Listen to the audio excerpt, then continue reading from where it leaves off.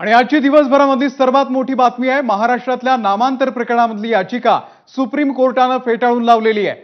संभाजीनगर आणि धाराशिव या जिल्ह्यांच्या नामांतर प्रकरणामध्ये हस्तक्षेप करण्यास सर्वोच्च न्यायालयाने नकार दिलेला आहे।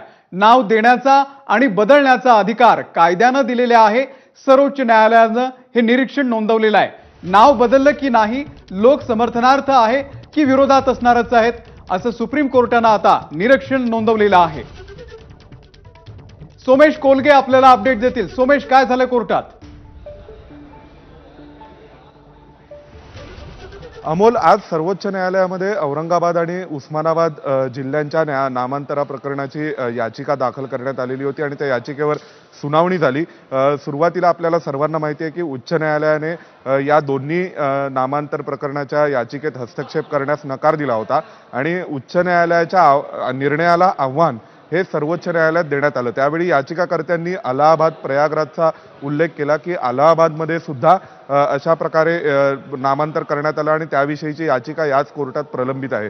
तर त्यावेळी कोर्ट म्हणालं की महाराष्ट्राचा कायदा आणि यूपीचा कायदा दोन्ही वेगवेगळे, दोन्ही प्रकरणं सारखी आहेत असं म्हणता येणार नाही आणि त्यांनी याचिकाकर्त्यांनी पुन्हा एकदा सांगण्याचा प्रयत्न केला की सूचना आणि हरकती मागवण्याची एक प्रोसिजर ही कायद्यामध्ये आहे आणि त्यामुळे त्या अंतर्गत प्रोसेस झालेली नाहीये। धाराशिव आणि छत्रपती संभाजीनगर या जिल्ह्याचं नाव बदलण्याच्या वेळी तर ही प्रोसेस झालेली नाही असं म्हटल्यानंतर सुप्रीम कोर्ट म्हणालं की कायद्याच्या अंतर्गत अधिकार हे सरकारला आहेत।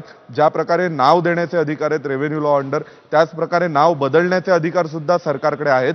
तर तुम्ही त्या ऑथॉरिटीला कसं चॅलेंज कराल?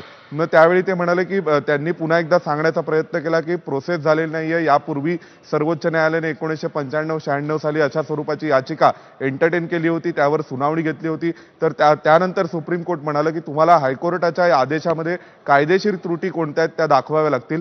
तर त्या दाखवता आल्या नाहीत याचिकाकर्त्यांच्या वकिलांना आणि मग शेवटी सुप्रीम कोर्टाने असं निरीक्षण नोंदवलं की ज्यावेळी नावं बदलली जातात तेव्हा काही लोक त्याच्या समर्थनार्थ आणि काही लोक त्याच्या विरोधात कायम असणारच आहेत, पण म्हणून त्या आधारावर कोर्टाने त्या प्रकरणात हस्तक्षेप करावा का यावर विचार केला पाहिजे आणि म्हणून मग कोर्टाने आज हस्तक्षेप करण्यास नकार दिलेला आहे। सुप्रीम कोर्टाने याचिका फेटाळलेली आहे। धाराशिव आणि छत्रपती संभाजीनगर या जिल्ह्यांचं नाव आता तेच कायम राहणार आहे जे सरकारने बदललेलं आहे। त्यामुळे पुन्हा एकदा ते औरंगाबाद किंवा उस्मानाबाद केलं जावं किंवा सरकारच्या निर्णयावर स्थगिती द्यावी ही जी मागणी होती याचिकाकर्त्यांची ती सुद्धा फेटाळली गेली आहे।